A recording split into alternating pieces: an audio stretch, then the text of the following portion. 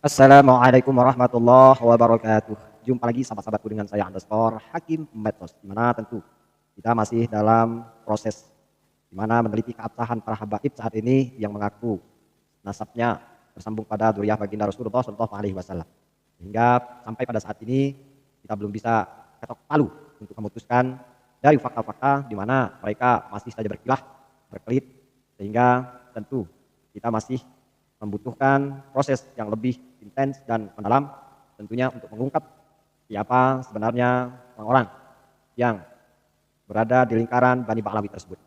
Sehingga setelah secara global kita meneliti, tidak menutup kemungkinan bahwasanya hal ini akan bergulir secara individu. Bisa saja itu kita laksanakan untuk mengklarifikasi para habaib kalangan Ba'lawi. Benarkah mereka yang nasabnya tersambung kepada Ali bin Ubaidillah, atau justru mereka putus nasabnya pada Ali bin Ubaidillah sehingga tidak termasuk kategori golongan Alawiyin.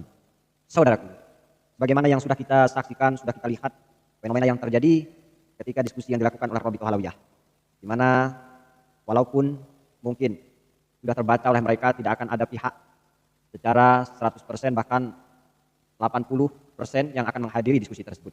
Kalau kita katakan 100%, kita menyaksikan bahwa satu-satunya perwakilan yang berpihak condong kepada Kiai Imad ada satu di mana Nurul Gembul. Nanti akan kita bahas secara tuntas. Tetapi secara global, orang-orang yang terkait pembahasan di dalam mengenai bedah atau menguak daripada misteri nasab klien Bani Ba'lawi, ini nampaknya banyak yang tidak menghadiri diskusi tersebut. Dan perlu diketahui saudaraku bahwasanya pada konten sebelumnya saya sudah menjelaskan kepada muhibbin dungu di mana biasa cara mereka yang tentu terlihat apa yang akan terjadi setelah Rabithah Alawiyah menggelar diskusi tersebut. Saya sudah prediksikan dan saya unggah pada konten saya. Adapun kalian para muhibbin menyaksikan atau tidak, yang jelas saya sudah menjelaskan atas framing-framing, ucapan-ucapan, perilaku kalian ketika diskusi tersebut sudah terselenggara. Maka nyata apa yang kita saksikan 100% benarannya dilakukan dan dilaksanakan oleh para muhibbin dungu. Ya, saya katakan dungu karena kalau siasah itu sudah terbaca, gerak-gerik mereka tentu sudah kita tebak bagaimana yang akan terjadi. Tentunya mereka akan malu untuk memposting apa yang sebelumnya sudah dijelaskan. Akan tetapi mungkin rasa malu itu sudah hilang, sehingga klaim mereka yang mengatakan Al-Kaburi dan sebagainya hal yang basi. Klaim mereka yang memaksakan diri untuk tentu klien Ba'lawi diakui sebagai dzurriyyah baginda Rasulullah Shallallahu Alaihi Wasallam. Dan ini tentu fenomena yang mengherankan. Kita sudah ingatkan dan sudah antisipasi bahwasanya janganlah kalian menggunakan wadah diskusi tersebut untuk bahan framing kalian mencari sebuah kebenaran, sehingga seakan-akan apa yang kalian laksanakan itu bentuk atau wujud yang menghasilkan proklamir yang absah, sehingga bertebaranlah video-video yang mempromosikan keabsahan daripada golongan Bani Ba'lawi. Saudara-saudaraku, kembali lagi itu adalah hak asasi. Sekarang kita tentu akan mengomentari daripada apa yang dilakukan oleh Rabithah Alawiyah, di mana ketika mereka mengadakan diskusi. Yang pertama adalah kejanggalan-kejanggalan tersebut tentu bersumber atau berasal dari jadwal peserta yang diundang untuk lawan diskusi ini amat berbeda. Jadi tentu orang bodoh pun akan menebak bahwa ini diskusi atau interogasi. Sehingga hal tersebut jelas bahwa siasah strategi yang dilakukan oleh Rabithah Alawiyah tentu ini akan membuat tekanan-tekanan sebagaimana yang kita saksikan salah satunya kepada guru Gembul yang menghadiri diskusi tersebut. Sehingga seandai kata banyak daripada peserta yang di pihak Kiai Imad menghadiri hal tersebut mungkin lebih pemanas.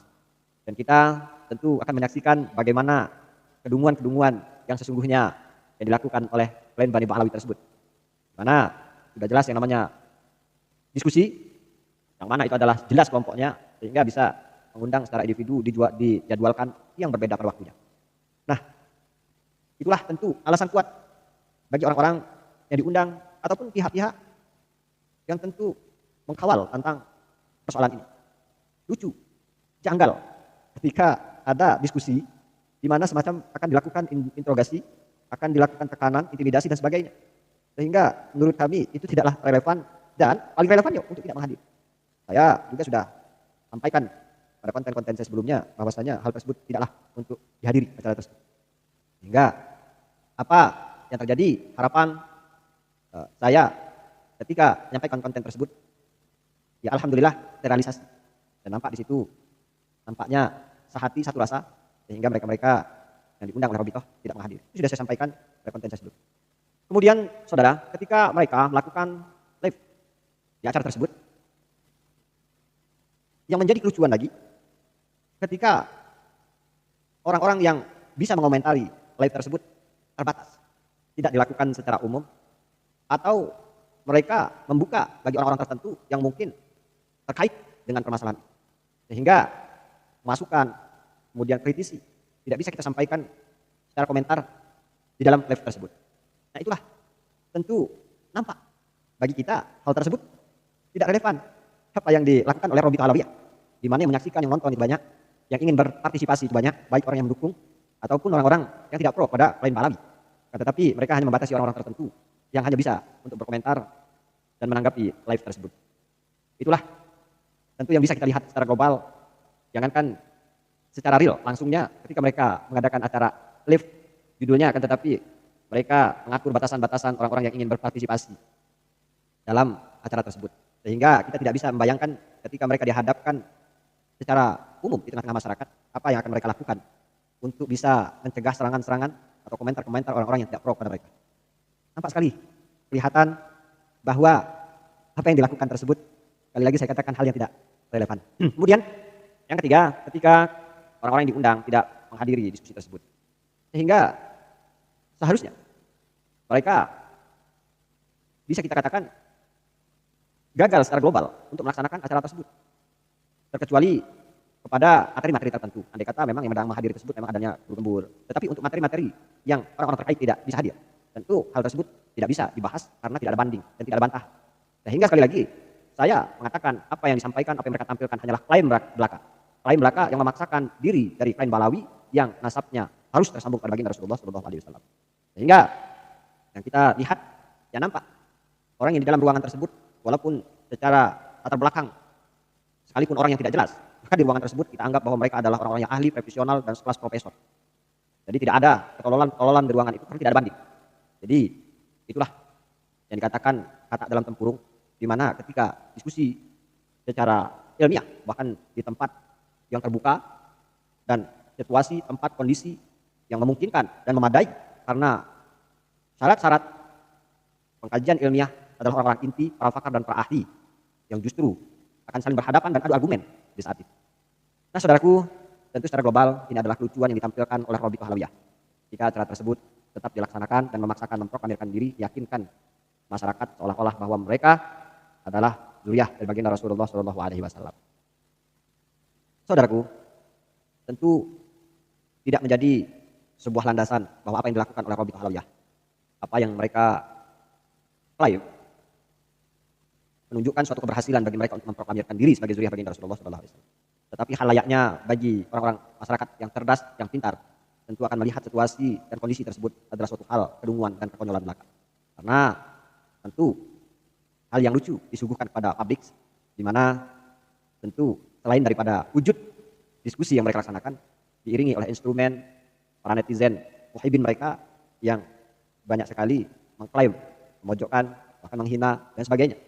Nah saudara, bagi masyarakat yang pintar, yang cerdas, tentu jawaban kebenaran itu sudah bisa kita simpulkan bahwasanya untuk meyakini bahwa mereka sahih atau sah sebagai zuriyah, tentu ini adalah suatu hal yang amat sangat diragukan dari sumber kelakuan-kelakuan, perbuatan-perbuatan mereka yang nampak memaksakan diri.